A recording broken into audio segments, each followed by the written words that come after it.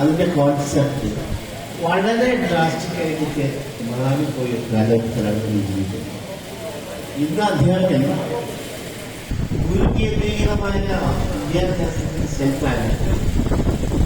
ഇന്ത്യക്ക് വിദ്യാഭ്യാസത്തിന് ധാരാളം മറ്റ് റിസോഴ്സ്. പിന്നെ എന്താണ് അധ്യാപകന്റെ പ്രസക്തി എന്നൊരു ചോദ്യം.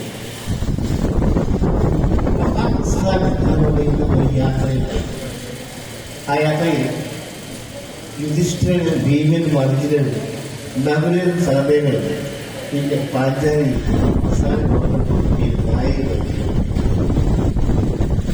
അവരവരുടെ രാജ്യം ഉപേക്ഷിച്ച് വൽക്കരം ധരിച്ച് പോവുകയാണ് സ്വർഗത്തിലേക്ക്.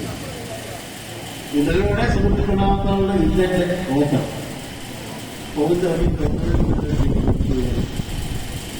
ഓരോരുത്തരും കണ്ണി വരുമ്പോൾ അത് എന്തുകൊണ്ടാണ്, എന്ത് അഹങ്കാരം കൊണ്ടാണ്, എന്ത് ചിന്തി നോക്കാതെ പറയുന്നത്. അവസാനം യുധിഷ്ഠിരനും ആ നായകനുമാണ്. അപ്പോ ഇങ്ങോട്ട് തെരുവായിരുന്നു. ഞാൻ പറ്റില്ല, ഈ നായകന് വേണ്ട നിങ്ങൾ ഞാനും പറ്റും. തത്വത്തിന്റെ അവസാനം നായ അതിന്റെ ശരിയായ സമയം യുധിഷ്ഠിരന്റെ അച്ഛനാണ് ബ്രഹ്മദേവൻ.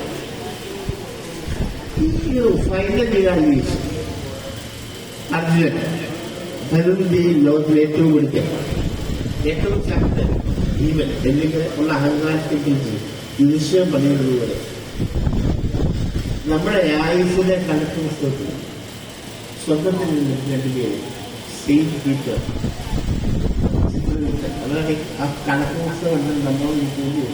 നീ എന്തായിരുന്നു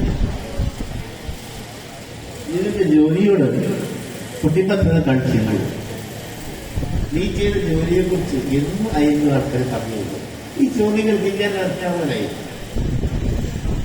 ഇതെന്നെ കാണുമ്പോൾ ഓടി വന്ന് കെട്ടിപ്പിടിഞ്ഞ് എന്റെ കൈകളിൽ നോക്കി.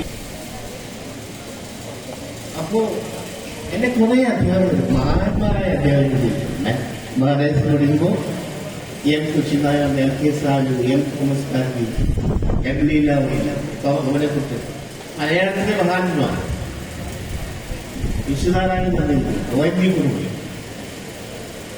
പിന്നീട് മധുകർ റാവു, ഇങ്ങനെയുള്ള ആളുകൾ പഠിപ്പിക്കുമ്പോൾ കഥ പറച്ചിലിന്റെ ഒരു സൗമ്യമായി അധ്യാപന രീതിയിൽ മാറ്റങ്ങളുണ്ടായാലും 150 വർഷം മുമ്പ് എഴുതപ്പെട്ട ആൻഡൻ ചെക്കോളിന്റെ കഥകൾ വായിച്ചിട്ടുണ്ട്. അതിൽ നമ്മുടെ സമാന കാലത്തെ ജീവിത രീതിയുമായി എത്രയധികം എടുത്തുകൊടുക്കും. 14 വയസ്സിൽ മരിച്ചുപോയ ഒരു കുണ്ടോടിക്കാരൻ, അയാൾക്ക് സങ്കടം ആരോടെങ്കിലും പറയണമായി. അയാളെ പറയാൻ ശ്രമിക്കുമ്പോഴൊക്കെ അയാളുടെ ചെറുപ്പക്കാരായ യാത്രക്കാർ അയാളെ അണിയാവും. വിളിച്ചു.